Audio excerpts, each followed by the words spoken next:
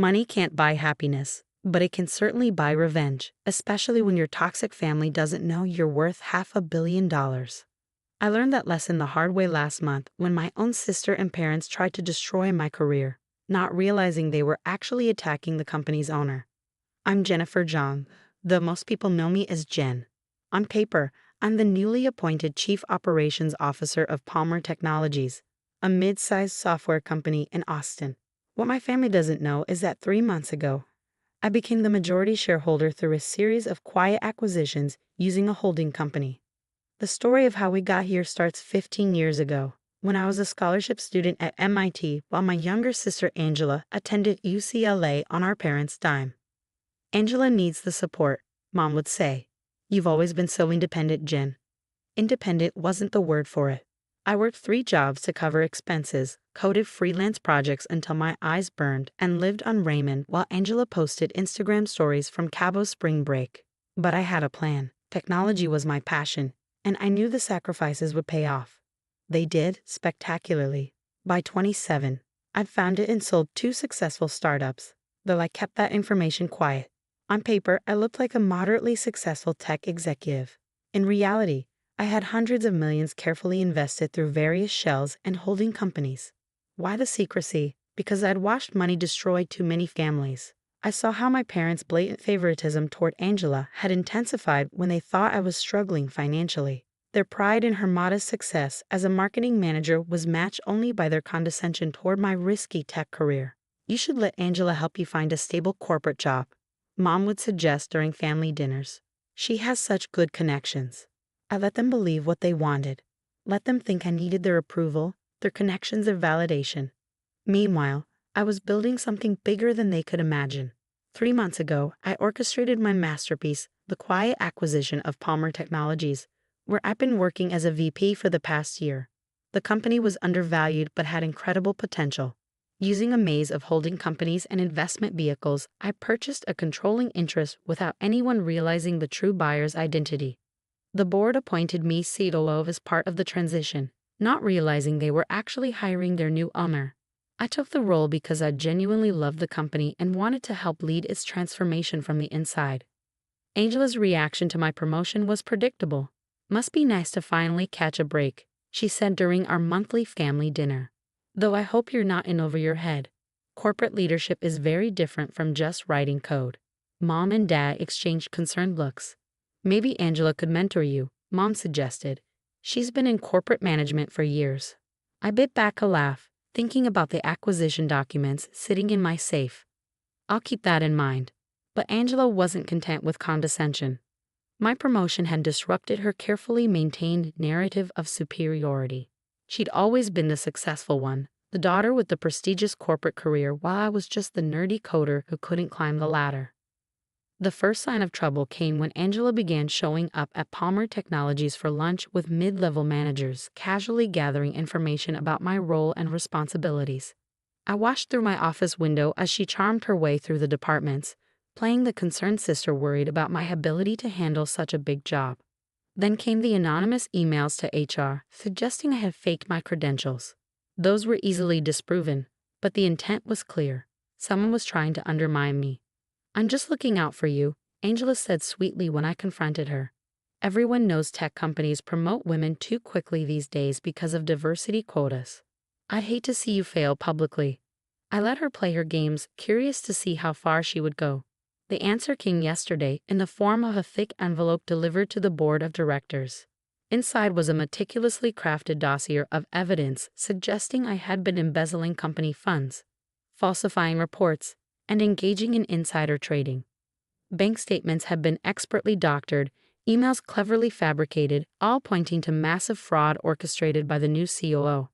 The board called an emergency meeting for Friday morning. Angela must have learned about it through her network of lunch companions, because last night she could barely contain her glee. "The board wants me there tomorrow," she announced at dinner, eyes glittering. "Apparently there's going to be a major leadership change. Mom, Dad, you should come too. For moral support." They agreed eagerly, though neither bothered to ask why I wasn't invited to this meeting about my own job.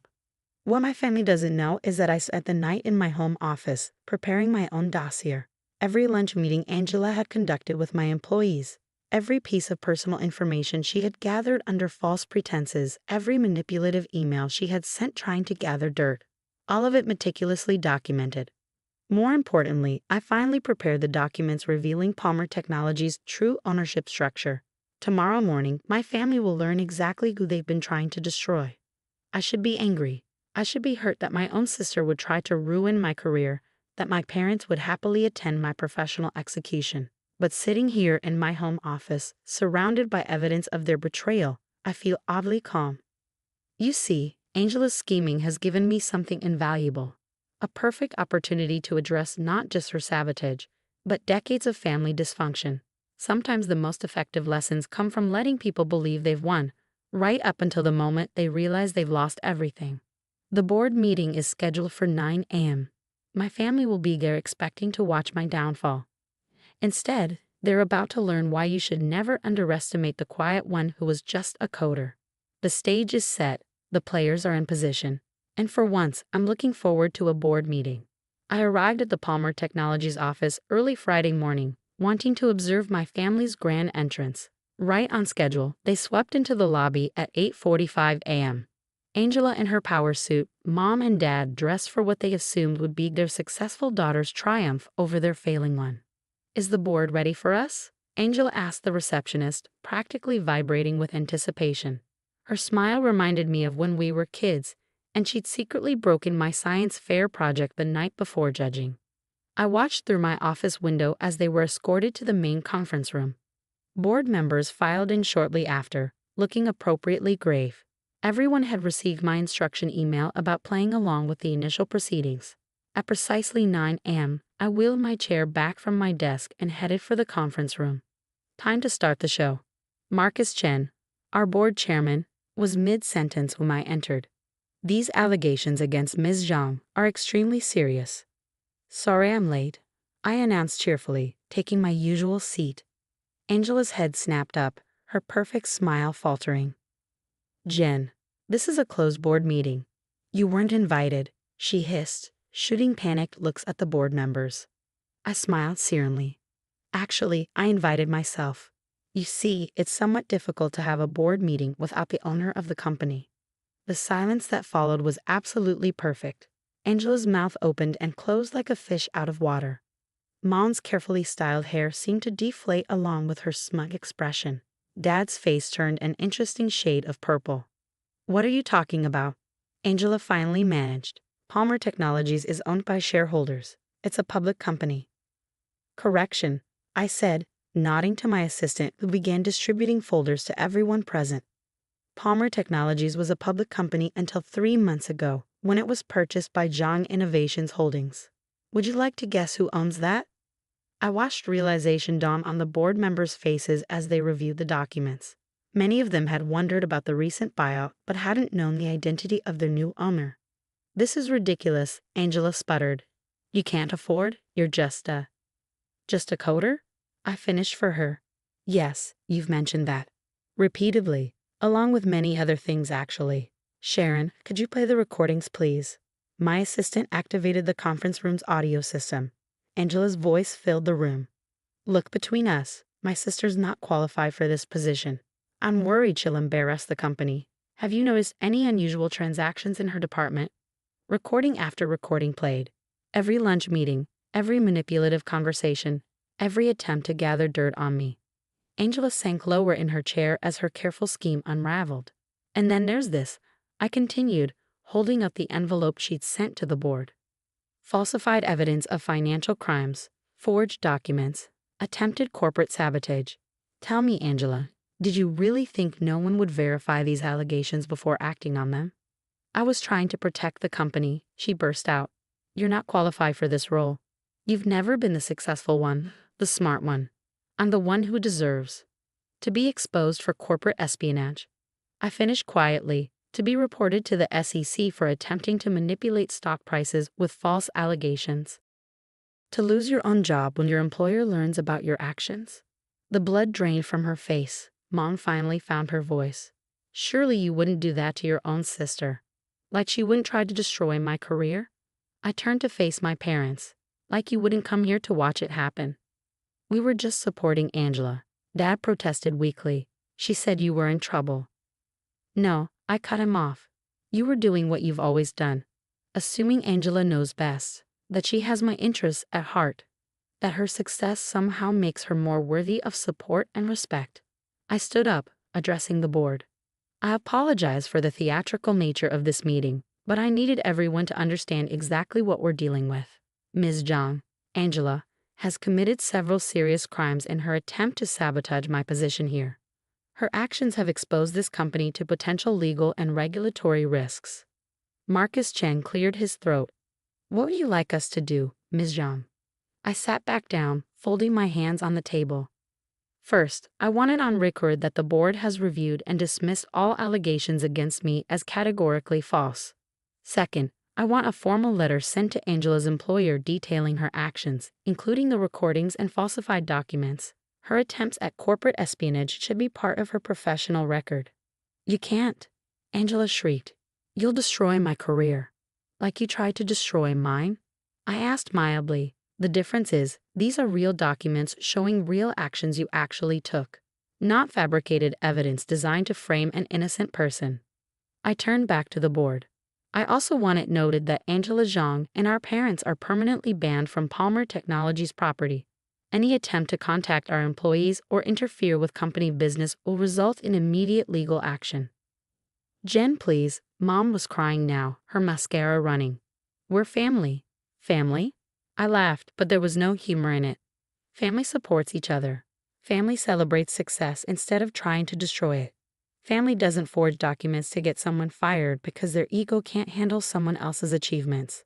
I pulled out one final document, a copy of my first company's acquisition agreement from 5 years ago. Do you want to know the real irony? I've been more successful than Angela for years. I sold my first company for $50 million when I was 27. My second sold for $180 million 2 years later. I could have bought that country club membership you wanted so badly, Dad. Could have funded those luxury vacations you were always taking Angela on, Mom. They stared at the document, at the numbers that shattered their carefully maintained family mythology. But I wanted to succeed on my own terms, I continued. I wanted to build something meaningful, not just buy status. I kept my wealth quiet because I wanted to see who would support me when they thought I was struggling. You failed that test spectacularly. Angela had started crying. But they weren't her usual manipulative tears. She looked truly broken, perhaps for the first time in her life. You're firing me from my job, she whispered. No, I replied. I'm letting your own actions fire you, the same way you tried to do to me. The difference is you actually did what you're being accused of. I stood up again, gathering my papers. The board meeting is adjourned. Marcus, please ensure all the documentation is properly filed. Mom, Dad, Angela, security will escort you out. Wait. Angela called as I reached the door. Please, I'm sorry, I was jealous. I couldn't stand that you were finally doing better than me. We can fix this, can't we? We're still family. I turned back one last time. You know what the difference is between us, Angela. When you thought I was struggling, you tried to knock me down further. When I succeeded, I kept it quiet to avoid making you feel inferior. That's the difference between real success and whatever game you've been playing. The next few weeks were interesting. Angela did lose her job when her employer learned of her corporate espionage attempt. Mom and Dad's friends at the country club suddenly developed a new respect for their other daughter when the truth about my success leaked out. I received multiple tearful voicemails, written apologies, even a letter from Angela's therapist saying she was doing the work to understand her toxic behavior. I archived them all without responding. 3 months later, I was working late when my assistant announced an unexpected visitor. It was Angela, looking very different from the polished corporate climber who tried to destroy me. She'd lost weight, cut her hair short, and wore simple business casual attire instead of her usual designer suits. I'm not staying, she said quickly, holding up a hand when I started to speak. I need to say something. She placed a thick envelope on my desk. This is every password, every contact, every piece of information I gathered while trying to sabotage you. I'm also sending a formal apology to the board and my former employer, taking full responsibility for my actions. I studied her carefully.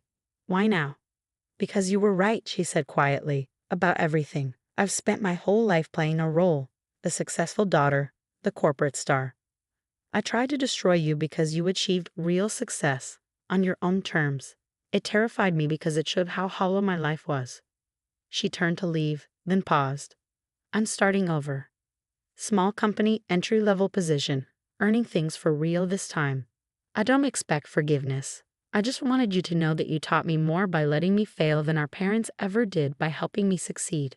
I waited until she reached the door. Angela? She turned back, hope flickering across her face. Send me your resume in a year, I said. Not for a leadership role. But if you're serious about earning things properly, well, we're always looking for people willing to work their way up. A single tear rolled down her cheek, but she nodded briskly and left without another word. 6 months later, Palmer Technologies has grown beyond even my ambitious projections. We're developing groundbreaking software, creating jobs, and building something meaningful. Mom and Dad still send occasional messages, usually when they need something or want to show off to their friends. I maintain polite but distant contact, no longer seeking the approval I once desperately wanted. The corner office they thought I didn't deserve has a perfect view of the Austin skyline. Sometimes in the evening, I watch the sunset and think about success, family, and the price of being underestimated. Angela sent me a Christmas card last week. No manipulative message, no asking for help. Just a simple note. You succeeded not because of our family's support, but despite its absence. I'm finally learning to do the same. Maybe that's the real revenge, not destroying those who hurt us, but building something so magnificent that their attempts to tear us down become footnotes in our success story. The quiet one, the coder, the sister they underestimated. Turns out I was the successful one all along. They just couldn't see it until it was too late.